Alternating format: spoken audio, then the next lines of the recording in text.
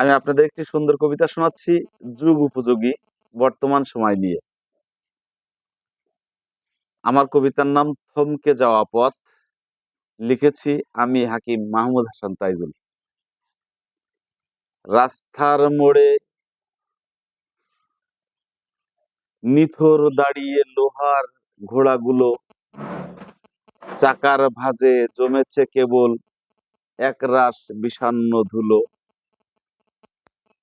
পেট্রোলের ঘেরান এখন যেন দামি কোনো সুগন্ধি। সাধারণ মানুষ আজ এক অদৃশ্য জালে বন্দী।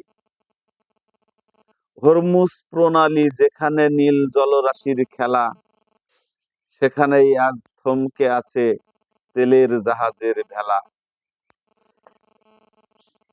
বিশ্বের এক কোণে জলে যুদ্ধের লেলিহান শিখা,